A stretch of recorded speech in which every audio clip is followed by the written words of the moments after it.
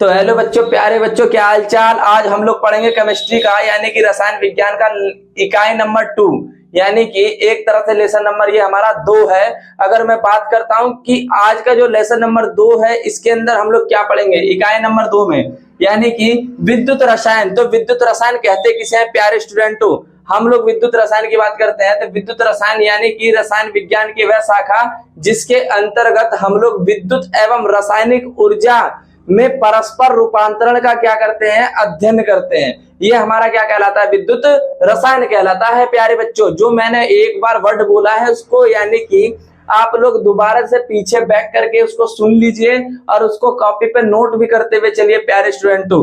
हम लोग देखेंगे कि विद्युत रसायन के अंतर्गत हमको पढ़ना क्या है, यानी कि सबसे पहली जो हमारी हेडिंग रहने वाली है प्यारे स्टूडेंटों वह रहेगी विद्युत चालक। अगर मैं बात करता हूं प्यारे प्यारे बच्चों की विद्युत चालक कहते किसे हैं, चलिए देखते हैं। विद्युत चालक ऐसे पदार्थ जिनमें से विद्युत धारा जो है वो प्रवाहित हो सकती है। ऐसे पदार्थ जिनके अंदर से क्या हो सकता है प्यारे स्टूडेंटों, विद्युत धारा का प्रवाह आसानी से हो सकता है, वह क्या कहलाते हैं, विद्युत चालक कहलाते हैं। उदाहरण में मैं बात करता हूं कि धातुएं, यानी धातु ऐसी धातु जिनके अंदर से विद्युत धारा को अगर प्रवाह करेंगे तो वह आसानी से क्या हो जाएगा, उसके अंदर से प्रवाह हो जाएगा। अगर इस साइड से विद्युत धारा प्रवाह हो रही है तो इधर आसानी से निकल जाएगा। अगर मान लीजिए कि मैंने एक रॉड ले रखी है, जैसे आयरन मैंने दे दिया यहाँ पर कि आयरन मेरी धातु है, आयरन की एक रॉड ले ली लोहे की, इधर करंट छुआया तो दूसरी तरफ आप टच करके देखें करंट आपको झटका मार देगा, क्लियर है। इस प्रकार का जो एग्जांपल है हमने आयरन को दिया, सिल्वर को दिया, ये हम पर कॉपर दिया। इनके अंदर प्यारे बच्चों क्या होता है ना, चालक है ये, और इसके अंदर क्या होता है, विद्युत धारा का जो प्रवाह होता है प्यारे बच्चों वह आसानी से हो जाता है। ठीक है, अगर मैं बात करता हूं प्यारे स्टूडेंटों कि अगर किसी को अगर मैं कहूं कुचालक, यह सीधी सी बात है, कुचालक को हम दूसरी भाषा में किस नाम से जान सकते हैं, अचालक। माने ऐसे पदार्थ जिनके अंदर से विद्युत धारा का प्रवाह ना होता हो उसे हम क्या कहेंगे, अचालक कहेंगे, कुचालक कहेंगे। देखिए चलते हैं, वे पदार्थ जो अपने में से विद्युत धारा को प्रवाहित नहीं होने देते हैं वह क्या कहलाते हैं, कुचालक कहलाते हैं।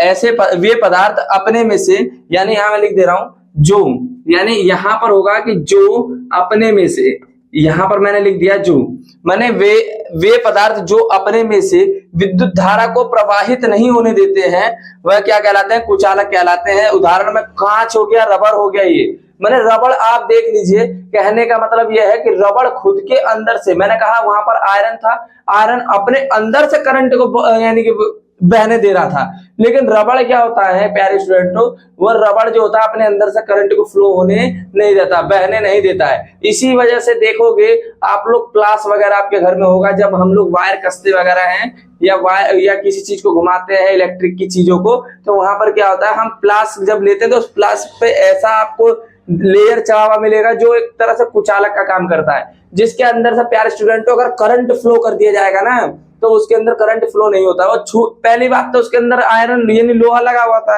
और लोहे के ऊपर से उसको चढ़ाया जाता। अगर मारना रहता तो तभी मार देता, लेकिन मारता नहीं है। वो हमारा किसकी तरह काम करता है, अचालक, इंसुलेटर की तरह काम करता है।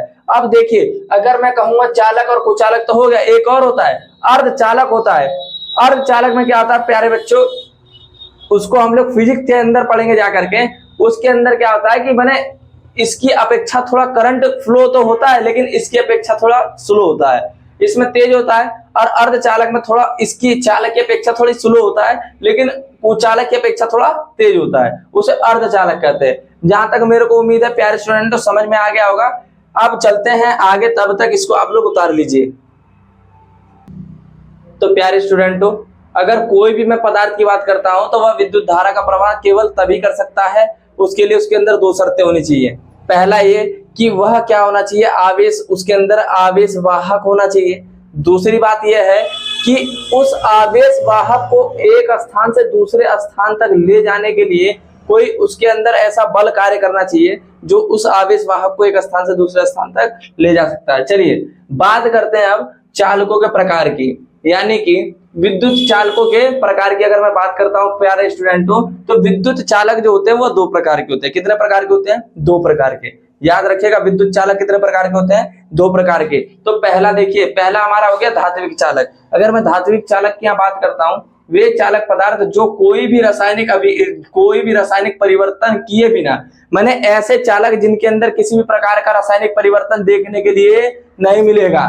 सुन लीजिए मेरी बात, वे चालक पदार्थ जो कोई भी रासायनिक परिवर्तन किए बिना इलेक्ट्रॉनों की गति द्वारा विद्युत धारा का प्रवाह करते हैं तो धात्विक चालक कहलाते हैं। यानी कि देखिए यहां पकड़ के रखिएगा इस पॉइंट को, कह रहा है कि इलेक्ट्रॉनों की यानी कि गति द्वारा, इलेक्ट्रॉनों की गति द्वारा विद्युत धारा का क्या करते हैं लोग, प्रवाह करते हैं।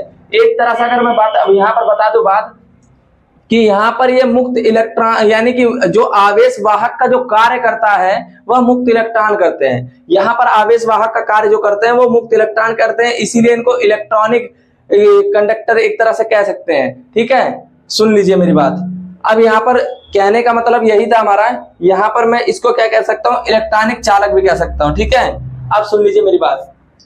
तो प्यारे स्टूडेंटों यहाँ पर होता क्या है कि वे चालक पदार्थ जो कोई भी रासायनिक परिवर्तन किए बिना इलेक्ट्रॉनों की गति द्वारा विद्युत धारा का क्या करते हैं, प्रवाह करते हैं, वे धात्विक चालक कहलाते हैं। उदाहरण में जैसे धातुओं की अगर मैं बात करता हूं यहाँ पर, तो कॉपर हो गया, सिल्वर हो गया, आयरन हो गया, एल्यूमिनियम हो गया, ये सभी के सभी धातुओं में क्या करते हैं, धात्विक चालक का कार्य करते हैं। अगर अधातुओं की बात कर देता हूं मैं, तो ग्रेफाइट एक ऐसा होता है जो धात्विक चालक की तरह कार्य करता है। सुन लीजिए, अगर मैं अगला पॉइंट पर चलता हूं तब तक आप लोग इसको नोट कर लीजिएगा, जहां तक मेरे को उम्मीद है आपको समझ में आ गया होगा। यानी कि इसको इलेक्ट्रॉनिक चालक के नाम से भी जान सकते हैं। क्यों? क्योंकि इसमें आवेश वाहक का जो कार्य करता है प्यारे स्टूडेंटों, वह कौन करता है, यानी कि आवेश वाहक का कार्य, इसके अंदर मुक्त इलेक्ट्रॉन होते हैं, वही क्या करते हैं, आवेश वाहक का कार्य करते हैं। सुन लीजिए, अब यहाँ पर इसको उतार लीजिएगा, तब तक प्यारे स्टूडेंटों इसको छाप लीजिएगा। चलते अगली हेडिंग पे। तो प्यारे स्टूडेंटों अब हम लोग पढ़ने चलते हैं। अब लोग जो हमारा सेकंड हेडिंग रहने वाला है, विद्युत अपघटनी चालक, यानी विद्युत अपघटनी चालक कहते किसे हैं, ऐसे पदार्थ जो जलीय विलयन या गलित अवस्था में मुक्त आयनों की उपस्थिति के कारण, यानी कि जो आयन मुक्त घूम रहे हैं, जैसे प्लस और माइनस हो गया, मुक्त आयनों की उपस्थिति के कारण विद्युत धारा का चालन करते हैं, विद्युत अपघटनी चालक कहलाते हैं। ये पदार्थ विद्युत धारा के प्रवाह द्वारा यानी कि विघटित हो जाते हैं। यहां पर हमने क्या कर दिया प्यारे बच्चों, 2 बार लिख दिया विद्युत धारा के प्रवाह, यानी कि ये पदार्थ जो होते हैं विद्युत धारा के प्रवाह द्वारा विघटित हो जाते हैं। एक को मैं काट दे रहा हूं यहां से। कहने का मतलब ये है कि ये पदार्थ जो होते हैं वे विद्युत यानी कि ये पदार्थ विद्युत धारा के प्रवाह द्वारा क्या हो जाते हैं प्यारे बच्चों, विघटित हो जाते हैं। अब सुन लीजिएगा, अगर मैं बात करता हूं कि अगर इसकी यानी विद्युत अपघटनी से चालक को अगर मैं बात करता हूं तो इसको एक प्रकार से हम आयनिक चालक भी कहते हैं। क्या कहते हैं इसको? आयनिक चालक कहते हैं। यहाँ पर ये क्योंकि इसमें जो आवेश वाहक का जो कार्य करता है वह आयन करते हैं, इसके अंदर आवेश वाहक का जो कार्य करता है वो कौन करते हैं प्यारे स्टूडेंटों, आयन करते हैं। सुन लीजिए मेरी बात, अगर मैं बात करता हूं प्यारे बच्चों इसके अंदर कि अगर देखिए इसके अंदर मैं चलूंगा तो विद्युत अपघटनी जो चालक होते हैं वे भी 2 प्रकार के होते हैं, उसके अंदर भी इनके यानी कि आयनों के बहने के इन सभी तरीकों के आधार पर जो यानी कि ये चालक जो होते हैं वह भी कितने प्रकार के होते हैं, 2 प्रकार के होते हैं। ठीक है, चलिएगा प्यारे स्टूडेंटों देखते हैं यहाँ पर,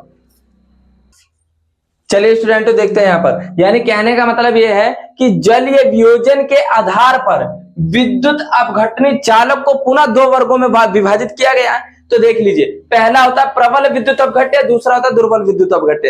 अब सुनिएगा, मैंने यहाँ पर इसकी डेफिनेशन नहीं लिखी, लेकिन याद रखिएगा मैं जो बात बताऊंगा उस कंसेप्ट को पकड़ लीजिए, खाली उदाहरण सीख जाएंगे, आपको सब समझ में आ जाएगा। यानी सुनो मेरी बात, मेरा कहने का अर्थ यह है प्यारे बच्चों कि विद्युत यानी प्रबल विद्युत अपघट्य किसे कहते हैं, एक ऐसा मतलब विद्युत अपघट्य पदार्थ, ऐसा विद्युत अपघट्य पदार्थ जिसको हम क्या करते हैं कि जब किसी विलयन के अंदर, या ये कह सकते हैं हम लोग किसी अगर विलायक के अंदर, ऐसा विलायक या ध्रुवीय विलायक के अंदर, सुनिए, वे विद्युत अपघट्य जो जलीय विलयन में या हम कह सकते हैं ध्रुवीय विलायकों में पूर्णतः क्या हो जाते हैं, आयनित हो जाते हैं, उन्हें हम क्या कहते हैं, प्रबल विद्युत अपघट्य। उन्हें हम क्या कहते हैं, प्रबल विद्युत अपघट्य। अगर मैं सोडियम क्लोराइड को, अगर मैं NaCl को प्यारे स्टूडेंटों अगर किसी जलीय विलयन में डालता हूं, या किसी ध्रुवीय विलायक जो प्लस और माइनस जो रखते हैं, ऐसे विलायक जिनके पास प्लस और माइनस एकदम अधिक मात्रा में पड़ा हुआ ध्रुवीय विलायक है, अगर मैं कह रहा हूं कि उसके अंदर मैं NaCl को डाल दूंगा तो यानी कि ये क्या होगा, उसके अंदर पूर्ण रूप से आयनित हो जाएगा। तो इस प्रकार का जो एग्जाम्पल है वो हमारा प्रबल विद्युत अपघट्य का एग्जाम्पल है। अगर मैं कहूंगा दुर्बल विद्युत अपघट्य पदार्थ के लिए तो इसका सीधा अपोजिट हो जाता है। वे विद्युत अपघट्य पदार्थ या कह सकते हैं जो जलीय विलयन के अंदर या ध्रुवीय विलायक के अंदर बहुत कम आयनित होते हैं, या समझ लो कि आयनित ही नहीं होता, लगभग एक नगण्य के बराबर बहुत कम आयनित होते हैं, तो उन्हें हम क्या कहते हैं, दुर्बल विद्युत अपघट्य। बात समझ में आ रही होगी। अगर एग्जाम्पल की मैं बात करता हूं तो CH3COOH हो गया या NH4OH हो गया, इसको एसिटिक अम्ल कहते हैं, इसको अमोनियम हाइड्रोक्साइड कहते हैं। ठीक है प्यारे स्टूडेंटों, उतार लीजिएगा, इतना मेरे को लगता है समझ में आ गया होगा।